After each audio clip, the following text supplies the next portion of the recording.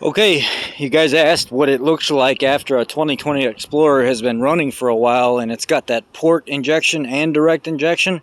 Well, this does have that. You can see here it's got a lower fuel rail down there, but it also has these little stubby port injectors up here.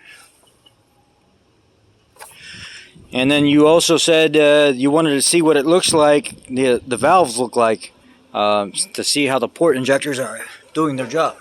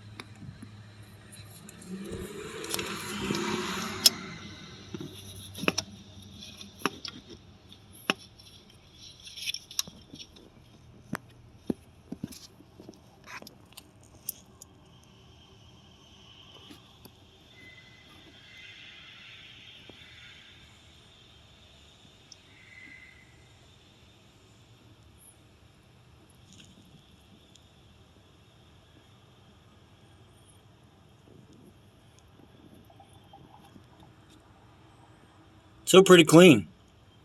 They're working.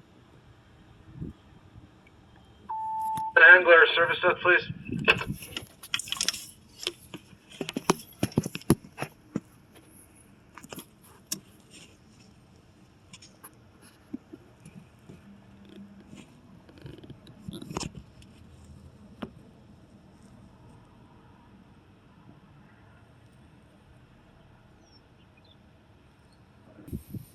Now, a little story on what's going on with this is this came in intermittent misfire on startup and then progressively got worse and worse and worse.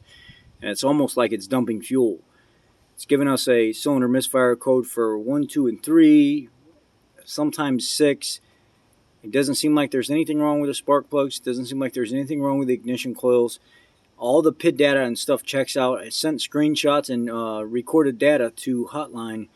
And the guy said, you know what, let's stop messing around with this completely. Let's rule out leaky injectors and stuff like that, because just dumping fuel and that excessive amount of fuel dump, you could have got a bad batch of injectors, and who knows if maybe it affected other vehicles as well.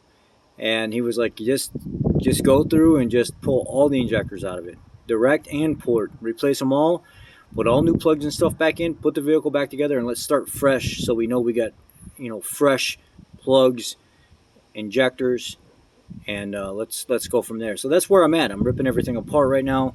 I've actually got to pull this coolant housing thermostat off the front of this, because it's got a pass-through that goes through the lower manifold where the port injectors run.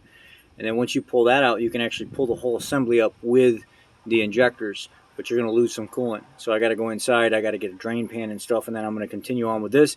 If there's any questions that you guys want to know or you want to see while I'm down in here, let me know, and I'll give you some more info. But this is your first look on the channel in the internals, aside from a 3.0 ST that I did where I had to actually replace. There's a harness that goes down in this valley in the center, and it makes a poor connection in the middle. Nothing wrong with the vehicle, but it will flag a coolant overtemp code, and you got to unplug it through the wiring harness back there and leave it connected underneath, and take the NOx sensors and the coolant temp sense as one unit and send it back, and then put a new center harness in.